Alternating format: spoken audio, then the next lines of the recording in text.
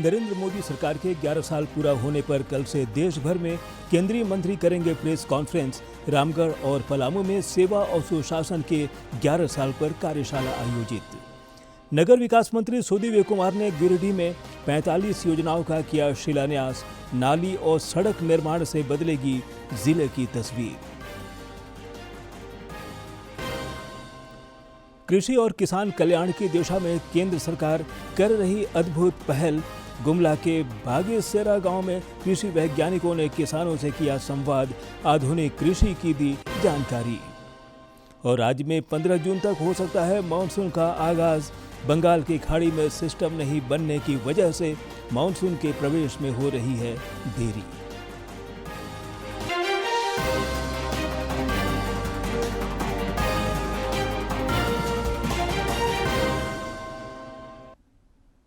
नमस्कार, प्रादेशिक समाचार में आपका स्वागत है। मैं हूं ज्ञानेश्वर प्रसाद श्रीवास्तव और अब समाचार विस्तार से। देश में सेवा, सुशासन और गरीब कल्याण के सिद्धांतों से प्रेरित एक दशक में महत्वपूर्ण परिवर्तन हुए हैं। पिछले 11 सालों में भारत का मिडिल क्लास देश के विकास की यात्रा के केंद्र में रहा है। उनकी उम्मीदों को सिर्फ सुना ही नहीं गया, बल्कि उस पर ठोस कदम भी उठाए गए हैं। महिलाओं के सशक्तिकरण के लिए भी अनगिनत कदम उठाए गए हैं। प्रधानमंत्री ने सोशल मीडिया प्लेटफॉर्म पर कहा कि पिछले 11 वर्षों में हमारी नारी शक्ति की सफलताएं देशवासियों को गौरवान्वित करने वाली हैं।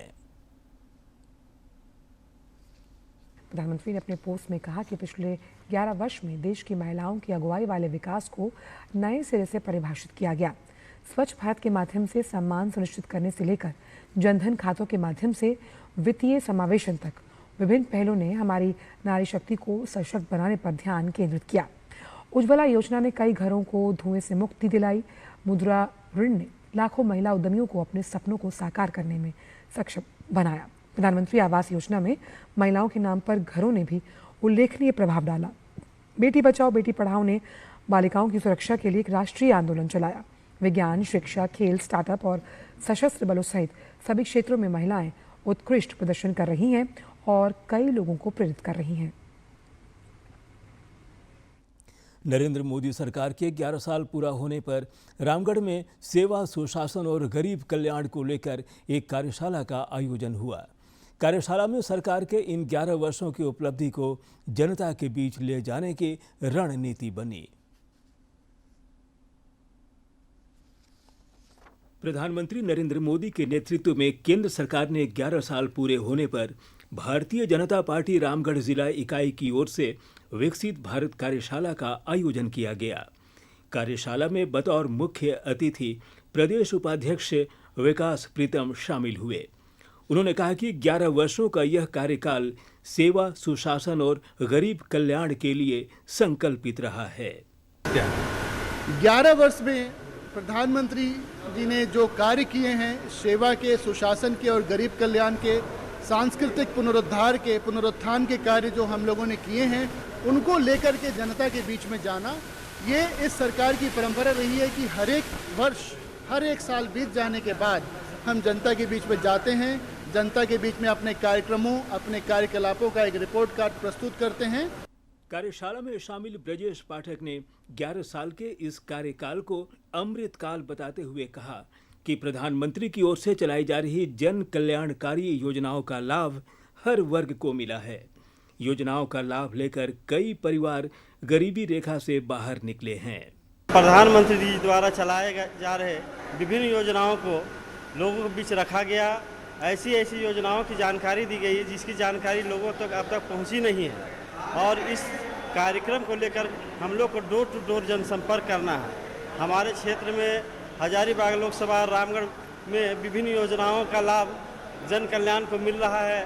और वहीं कार्यशाला में सुदूरवर्ती गांव से पहुंची महिला ने 11 वर्षों के इस कालखंड को सुशासन काल बताया और कहा कि केंद्र सरकार की ओर से संचालित योजनाओं का लाभ ग्रामीण क्षेत्र के लोगों को भी मिल रहा है।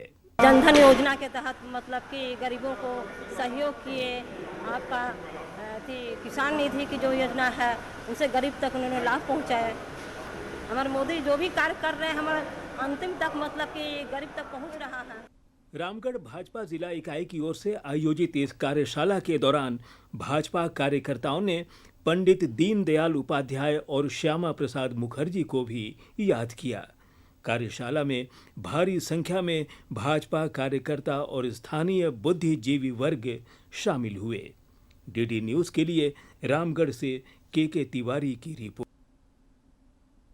उधर पलामू भाजपा जिला कार्यालय मेदिनीनगर में जिलाध्यक्ष अमित तिवारी की अध्यक्षता में भी सेवा सुशासन और गरीब कल्याण पर एक कार्यशाला का आयोजन किया गया। कार्यशाला में बतौर मुख्य अतिथि प्रदेश महामंत्री और राज्यसभा सांसद डॉक्टर प्रदीप वर्मा शामिल हुए। इस दौरान उन्होंने कहा कि नरेंद्र मोदी की सरकार ने 11 वर्षों में देश का कायाकल्प करने का काम किया है। उन्होंने कहा कि गांव से लेकर देश तक की तस्वीर बदली है और स्वास्थ्य, शिक्षा और बुनियादी सुविधाओं के विस्तार पर काफ़ी काम हुआ है। उन्होंने कहा कि अंतर्राष्ट्रीय मंचों पर भी आज भारत की धाक है। राज्य के नगर विकास मंत्री सुदीव्य कुमार ने अपने विधानसभा क्षेत्र गिरिडीह के लोगों को 7 करोड़ रुपए के योजनाओं की सौगात दी है, जिनका क्रियान्वयन नगर निगम क्षेत्र में होना है।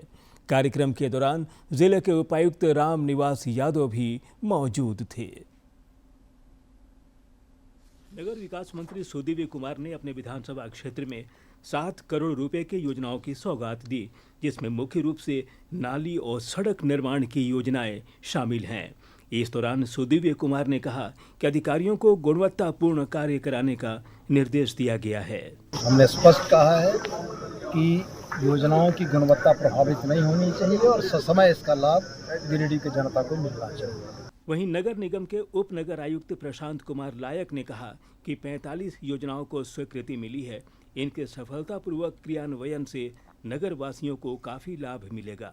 माननीय मंत्री हमारे नगर विकास आवास के मंत्री आए हुए थे, उनके माध्यम से आज 45 योजनाओं का शिलान्यास किया गया मंत्री महोदय के द्वारा। उसमें HYDT की सड़क, नाली, जितनी भी लोगों की जो है बेसिक नीड जो है उस संबंध में जो भी था उन सारा योजनाओं का शिलान्यास हुआ। जल्द ही ये योजनाएं प्रारंभ हो जाएगी और इसका काम गिरिडीह वासियों को मिलेगा। गिरिडीह नगर निगम क्षेत्र में गुणवत्तापूर्ण नाली और सड़क निर्माण से विकास को गति मिलेगी, साथ ही स्थानीय लोगों को इससे काफी लाभ होगा। डीडी न्यूज के लिए गिरिडीह से रमेश प्रभाकर की रिपोर्ट। प्रदेश कांग्रेस प्रभारी के राजू इन दिनों 6 दिवसीय झारखंड दौरे पर हैं। पहले दिन उन्होंने आज सिमडेगा परिसदन में संगठन सृजन कार्यक्रम की समीक्षा की। मौके पर प्रदेश कांग्रेस अध्यक्ष केशव महतो कमलेश और ग्रामीण विकास मंत्री दीपिका पांडे समेत कई अन्य लोग मौजूद थे। श्री राजू ने आज जिले के सभी 10 प्रखंडों के अध्यक्ष एवं प्रखंड पर्यवेक्षक तथा सभी 18 मंडल के अध्यक्षों से संगठन के बारे में विस्तृत जानकारी ली। इस दौरान उन्होंने जिलाध्यक्ष को निर्देश दिया कि जिले के नियुक्त पदाधिकारियों को जल्द पत्र जारी करें। बैठक में सिमडेगा जिला संगठन प्रभारी सह विधायक भूषण बाड़ा, पूर्व राज्यसभा सांसद धीरज साहू और जिला पर्यवेक्षक रमा खलखो भी मौजूद थीं।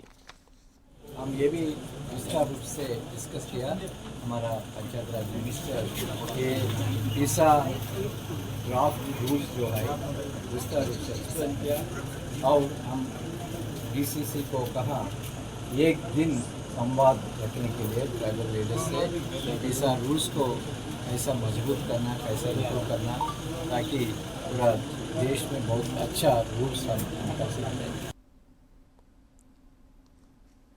कृषि प्रक्षेत्र के विकास और किसानों की आय में बढ़ोतरी के उद्देश्य से केंद्र सरकार ने विकसित कृषि संकल्प अभियान की शुरुआत की है। अभियान के तहत कृषि वैज्ञानिक गांव और खेतों तक पहुंचकर किसानों से सीधा संवाद कर उन्हें वैज्ञानिक पद्धति से आधुनिक कृषि तकनीक की जानकारी दे रहे हैं। इसी के तहत कृषि विज्ञान केंद्र बिशुनपुर के कृषि वैज्ञानिकों ने गुमला के बागेसेरा गांव के किसानों से संवाद किया और उन्हें उन्नत कृषि के गुर सिखाए।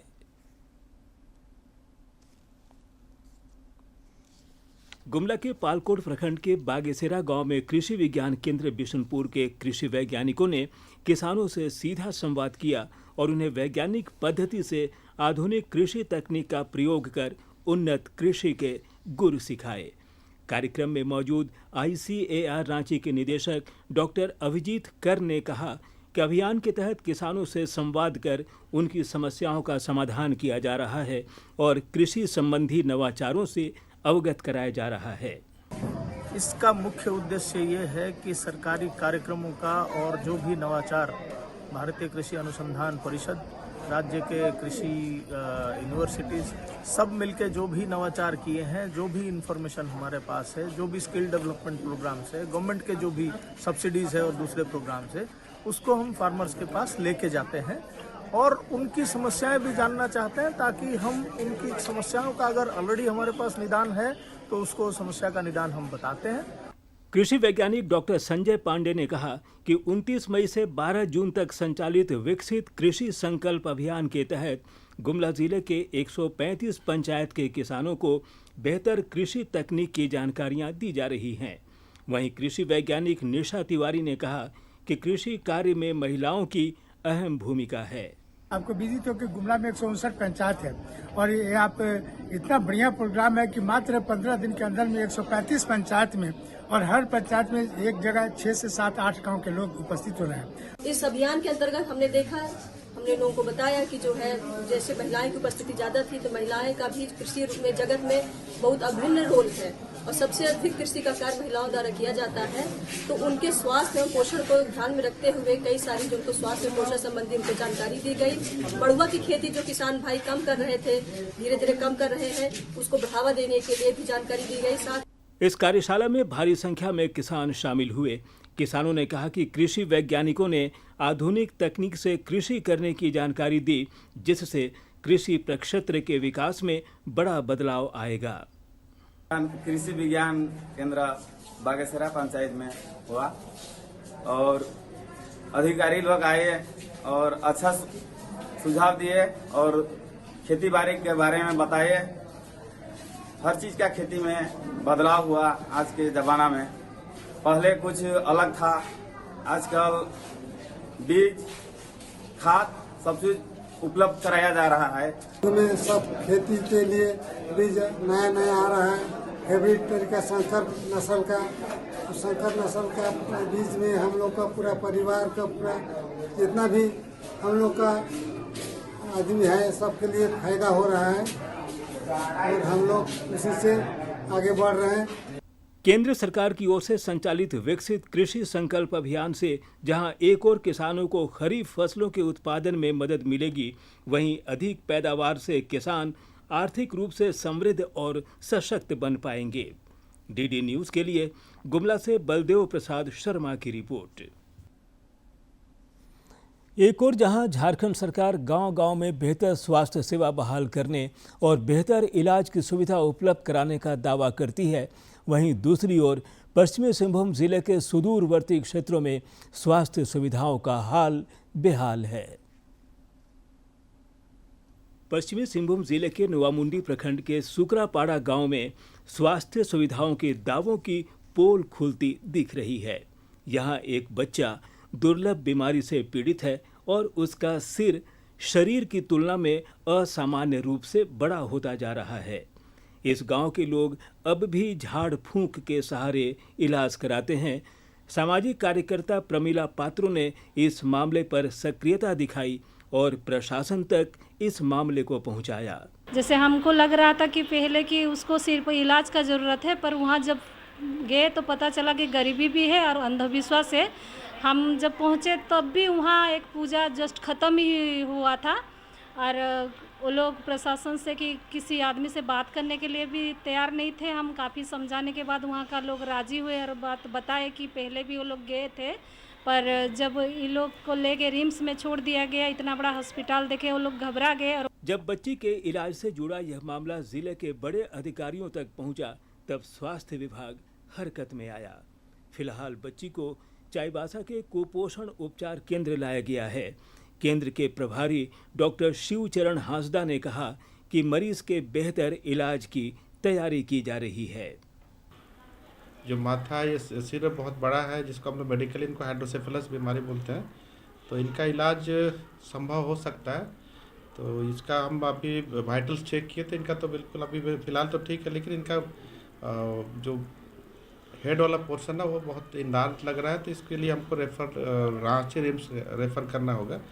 तो इसके इलाज के लिए ऑलरेडी मेरे टीम के द्वारा जो है इनका हम लोग व्हाट्सएप के माध्यम से अपने सीनियर्स को कंसल्ट किया है, और हमारा RBSK का टीम है, इसके थ्रू से हम लोग जो है ना इस बच्चे को कोऑर्डिनेट करके इलाज कराने का प्रयास करेंगे। यह मामला बानगी मात्र है, जबकि जिले में ऐसे कई मामले हैं जिनकी वजह से राज्य सरकार के दावों पर सवाल खड़े हो रहे हैं। चाईबासा से दिलीप बनर्जी की रिपोर्ट। अनुसूचित जाति समन्वय समिति ने आज एक प्रेस कॉन्फ्रेंस कर वित्त मंत्री राधा कृष्ण किशोर का आभार जताया। समिति के सदस्य संतोष रजक ने कहा कि मंत्री द्वारा सरकार को अनुसूचित जाति की समस्याओं से अवगत कराने के लिए एक पत्र लिखा गया था। मौके पर श्री रजक ने सरकार से अनुसूचित जाति आयोग के गठन की मांग की।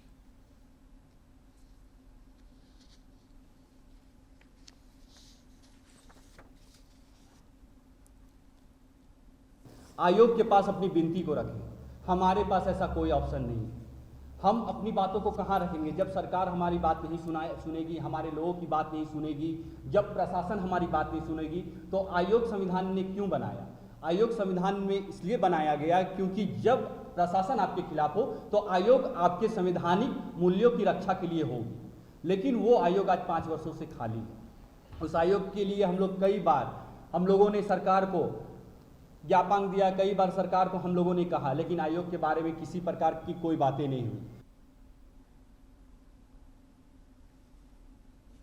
दिल्ली एयरपोर्ट के टर्मिनल 2 में मेंटेनेंस का काम होने के कारण देवघर दिल्ली के बीच रात्रि उड़ान सेवा 3 माह के लिए बंद होने वाली है। 14 जून के बाद की सारी रात्रि टिकट सेवा बंद कर दी गई है। हालांकि देवघर एयरपोर्ट से देवघर दिल्ली और दिल्ली देवघर के बीच दिन की फ्लाइट हर दिन यात्रियों के लिए उपलब्ध रहेगी। इसको लेकर यात्रियों में निराशा भी दिख रही है।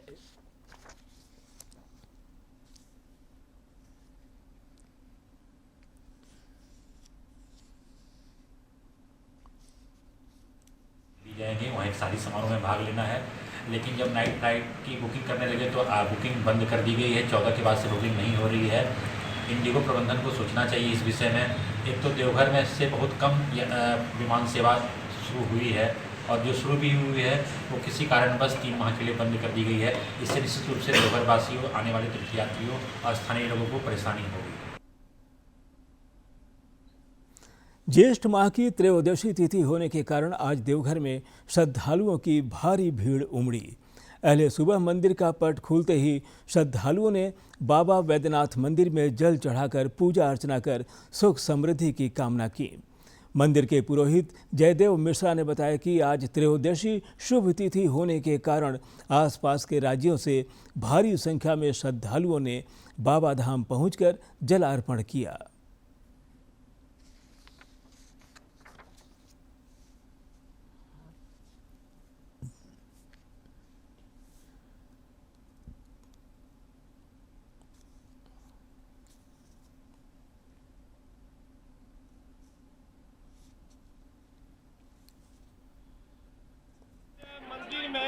पहले सुबह से ही श्रद्धालुओं की भीड़ देखी जा रही है, क्योंकि आज रविवार है और अभी छुट्टी का दिन चल रहा है।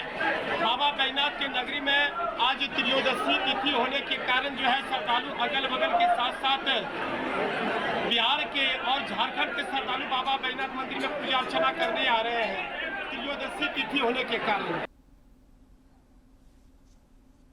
सिमडेगा में पर्यावरण संरक्षण का संदेश देते हुए स्वयंसेवी संस्था तूफान क्लब के सदस्यों ने शहर में लोगों के बीच कपड़े के थैलों का वितरण किया और पॉलीथीन का इस्तेमाल न करने की अपील की।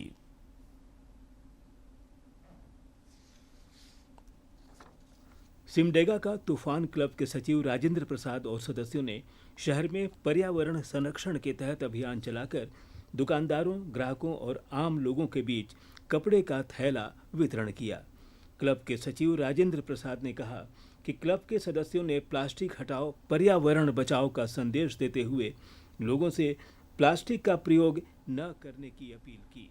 चाह रहे हैं कि प्लास्टिक पूरी तरह से बंद हो, डिस्पोजल हो, ये सब जो भी प्लास्टिक का सामान यूज हो रहा है वो सब बंद किया जाए। काहे कि इसमें बहुत तरह का केमिकल डाल के प्लास्टिक को बनाया जाता है और प्लास्टिक से लोगों को बीमारी हो रहा है। खाना पीना का जो भी होटल वगैरह में लोग सब्जी वगैरह डाल के देते हैं, वो सब्जी का सारा केमिकल सब्जी में आ जाता है घर ले जाने के बाद। तो प्लास्टिक बंद होना चाहिए, सरकार से हम यही मांग करते हैं। शहर वासियों ने तूफान क्लब की ओर से चलाए गए इस अभियान की सराहना की और पर्यावरण के संरक्षण का संकल्प लिया। साथ ही कहा कि वे कपड़े और जूट के थैले का ही इस्तेमाल करेंगे। वातावरण को बहुत हानि पहुंचती है और भी शरीर को तरह तरह का बीमारी उत्पन्न होता है। अच्छा, तूफान क्लब ये जो थैला बांट रहा है, माने कैसा काम है ये? बहुत अच्छा काम है। प्लास्टिक से गंदा हो जाता है और थैला में गंदा नहीं होगा, अच्छा होगा। बढ़िया चीज़ है थैला, और तूफान क्लब की तरफ से थैला बांटा जा रहा है, ये बहुत अच्छा चीज़ है। प्लास्टिक को बंद करना चाहिए, प्लास्टिक से बहुत भी नुकसान है। वहीं स्थानीय महिला ने भी स्वयंसेवी संस्था तूफान के इस पहल की सराहना की और कपड़े के थैले के प्रयोग को पर्यावरण संरक्षण की दिशा में बेहतर विकल्प बताया। आप क्या सोच रही हैं कि क्या करना चाहिए, पॉलीथीन या कपड़ा का थैला? प्लास्टिक न सिर्फ पर्यावरण को नुकसान पहुंचाता है बल्कि जमीन की उर्वरा शक्ति को भी कम करता है। पॉलीथीन में रखे खाद्य पदार्थों के सेवन से बीमारियों का खतरा भी बढ़ता है, इसलिए स्वास्थ्य और पर्यावरण दोनों को सुरक्षित एवं संरक्षित रखने के लिए पॉलीथीन को छोड़ कपड़े के थैले को अपनाना जरूरी है। डीडी न्यूज़ के लिए सिमडेगा से मनोज कुमार सिन्हा, मनु की रिपोर्ट। और अब कुछ खबर राज्य के विभिन्न जिलों से फटाफट अंदाज में।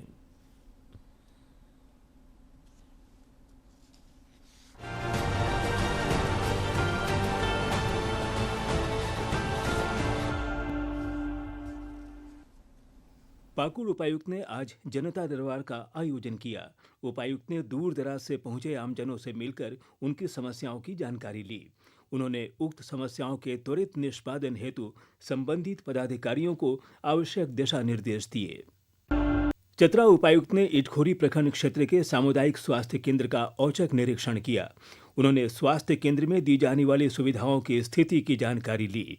देश में बढ़ रहे कोरोना के मरीजों को देखते हुए सभी आवश्यक तैयारी दुरुस्त करने समेत कई आवश्यक दिशा निर्देश दिए। पूर्वी सिंहभूम के एमजीएम थाना क्षेत्र के बड़ाबांकी ग्राम पंचायत में नशे के बढ़ते प्रकोप के खिलाफ स्थानीय लोगों ने अभियान चलाया है। इस अभियान में महिलाएं बढ़ चढ़कर हिस्सा ले रही हैं। मुखिया राकेश मुर्मू ने बताया कि इस अभियान का मुख्य उद्देश्य सिर्फ नशे से मुक्ति नहीं बल्कि गांव को एक स्वस्थ, जागरूक और उज्जवल भविष्य की ओर ले जाना है। गढ़वा जिला अंतर्राज्यीय बस अड्डा में दो एजेंटों के बीच मारपीट हुई। मारपीट के दौरान एक व्यक्ति घायल हो गया, जिसके बाद उसे अस्पताल में भर्ती कराया गया।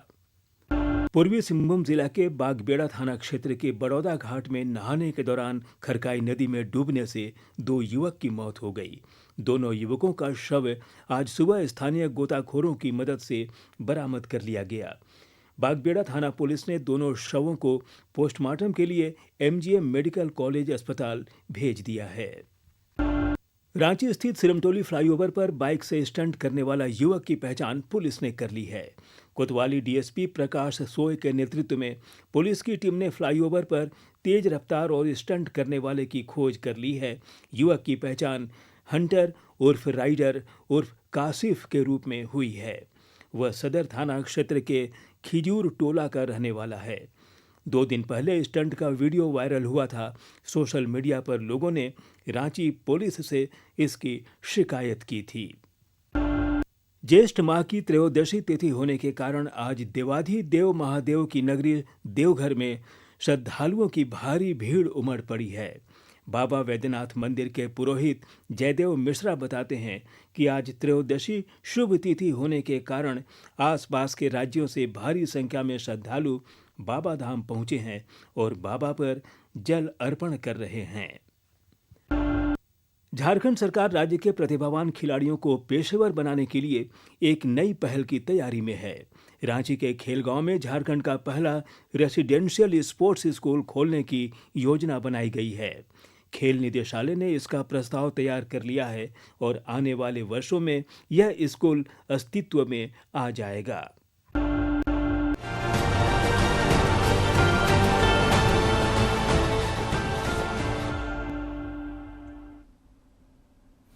रांची के धुरवा स्थित सरस्वती शिशु विद्या मंदिर में राष्ट्रीय सेविका समिति झारखंड की ओर से संचालित 15 दिवसीय प्रवेश प्रशिक्षण वर्ग का आज समापन हो गया। कार्यक्रम में मुख्य अतिथि के रूप में पूर्व पुलिस महानिदेशक निर्मल कौर शामिल हुई। वहीं मुख्य वक्ता के रूप में चित्राताई जोशी ने अपने विचार व्यक्त किए। चित्राताई जोशी ने प्रशिक्षण वर्ग में शामिल राष्ट्र सेविकाओं में जोश भरा और उन्हें राष्ट्र के प्रति काम करने के लिए प्रेरित किया। मौके पर प्रशिक्षण प्राप्त कर चुकी राष्ट्र सेविकाओं ने एक से बढ़कर एक योग और अन्य कार्यक्रमों की प्रस्तुति दी।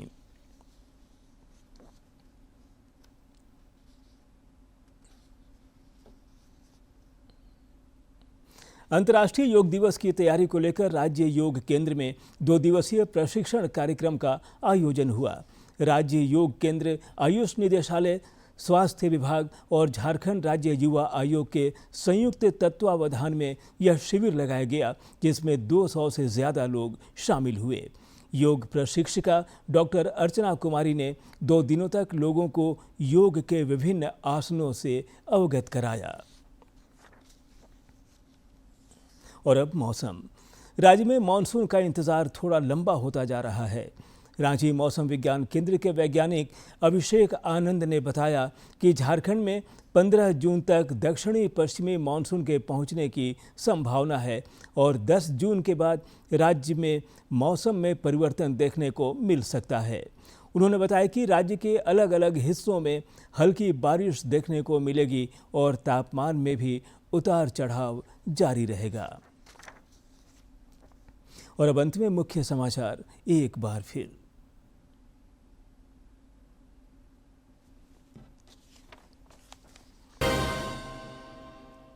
नरेंद्र मोदी सरकार के 11 साल पूरा होने पर कल से देश भर में केंद्रीय मंत्री करेंगे प्रेस कॉन्फ्रेंस।